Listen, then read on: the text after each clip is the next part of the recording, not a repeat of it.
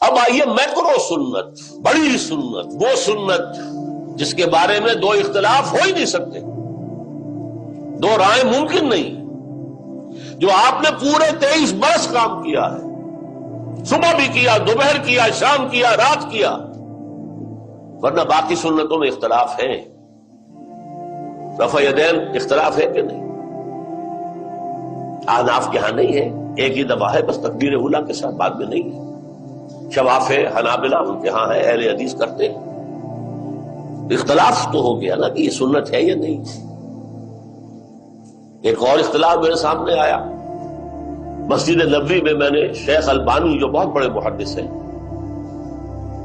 کئی کتابوں کے مصنف ہیں، ان کو میں نے دیکھا مغرب سے 5-7 منٹ پہلے مسجد میں آئے اور آتے ہی نیت باندھی۔ حیران ہوا کہ ہم نے تو یہ سنا ہوا تھا کہ فجر کی نماز کے بعد سے لے کر سورج کے پوری طرح طلوع ہو جانے تک کوئی سجدہ، کوئی نماز نہیں، اور عصر کی نماز پڑھ لینے کے بعد سورج کے غروب ہو جانے تک پوری طرح کوئی نماز نہیں، کوئی سجدہ نہیں۔ معلوم ہوا یہ بھی لوگوں کے نزدیک سنت ہے، کیونکہ حدیث ہے کہ جو مسجد میں داخل ہو وہ 2 رکعت تحیۃ المسجد پڑھے بغیر مت بیٹھے۔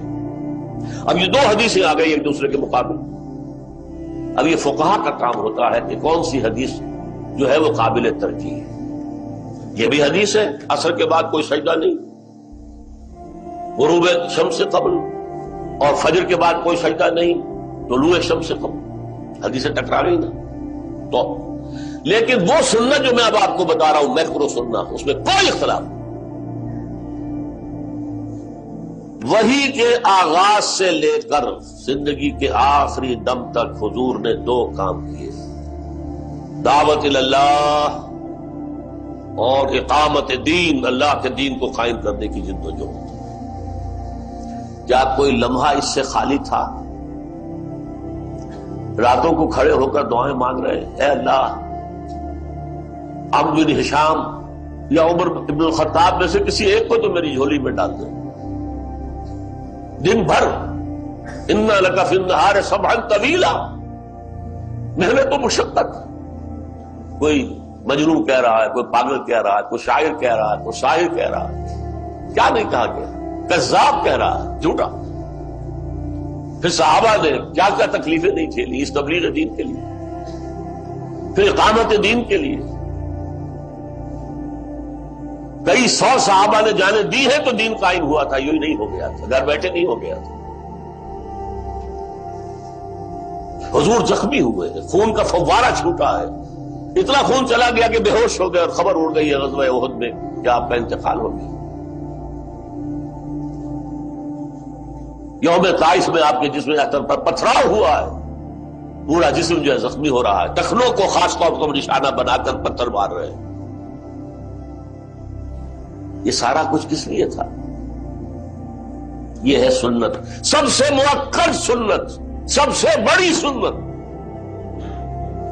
اسے آج ہم جانتے ہی نہیں۔ دین کی تبلیغ کیسے کریں گے ہمیں خود پتہ نہیں، دین کسے کہتے ہیں۔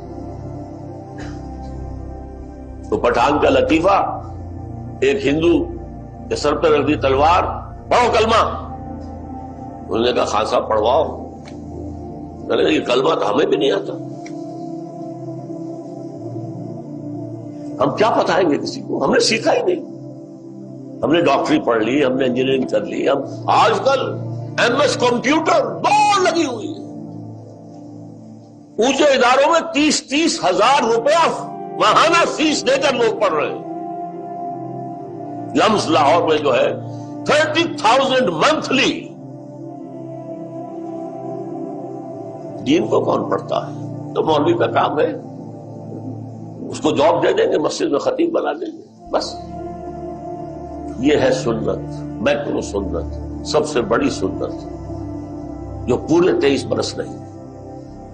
اور سنیں گے تو شاید اور مجھ سے پریشان ہو جائے۔ مکان بنانا سنت نہیں ہے، حضور نے نہیں بنایا۔ جائیداد چھوڑ دینا سنت نہیں ہے، حضور نے نہیں کوئی جائیداد نہیں چھوڑی۔ سنت کسے کہتے ہیں؟ حضور کا طرز عمل، کوئی نسبت ہے ہماری؟ کوئی تعلق ہے ہمارا؟ من رغب عن سنتی فلیس منی. نوجوان عزم کریں کہ عربی پڑھیں گے، قرآن سمجھیں گے اور سمجھائیں گے. خیرکم من تعلم القرآن وعلمہ. بڑے بوڑھے جا کر لوگوں سے یہی کہیں کہ بیٹو ہماری تو زندگیاں ہم نے ضائع کر دی، اب سوائے رونے کے ہمارے پاس کوئی چارہ نہیں. لیکن یہ رونا بھی اللہ قبول کر لے گا. تم تو خدا کے لیے عربی پڑھو، دین پڑھو. عربی کوئی مردہ زبان نہیں ہے سنسکرت کی طرح. انہوں نے سنسکرت کو زندہ کر دیا، عبرانی کو زندہ کر دیا اسرائیل جیسے چھوٹے سے ملک میں. اور عربی تو دنیا میں سب سے بڑے علاقے میں جو ہے بولی جانے والی زبان ہے. ہم نہیں پڑھ سکتے. اس کا الف باتا وہی ہے جو ہمارا اردو کا ہے. وہ بھی دائیں طرف سے لکھی جاتی ہے، یہ بھی دائیں طرف سے ہے. اردو سندھی کا کوئی ایک جملہ نہیں ہو سکتا جس میں عربی کا لفظ نہ ہو. جملہ عربی کا لفظ ہے، لفظ عربی کا لفظ ہے. پھر بھی ہم عربی نہیں پڑھ سکتے تو کیا تبلیغ کریں گے؟ ہاں بڑے بوڑھے بھی جو تبلیغ نہ کر سکے، کسی جماعت سے وابستہ ہو کر محنت وقت دینا جو اللہ کے دین کو قائم کرنے کے لیے جد و جہد کر رہی ہے. اس میں داعیوں کی بھی ضرورت ہے، مقررین کی بھی ضرورت ہے، مدرسین کی بھی ضرورت ہے، دریا بچھانے والوں کی بھی تو ضرورت ہے، پوسٹر لگانے والوں کی بھی تو ضرورت ہے. جو کام کر سکتا ہو کرے. کسی مشین میں، بڑی مشین میں چھوٹا سا پرزہ بھی بہت اہم ہوتا ہے. وہ چھوٹا سا پرزہ خراب ہو گیا، پوری مشین کھڑی ہوئی. لیکن اس جد و جہد سے فارغ کوئی نہ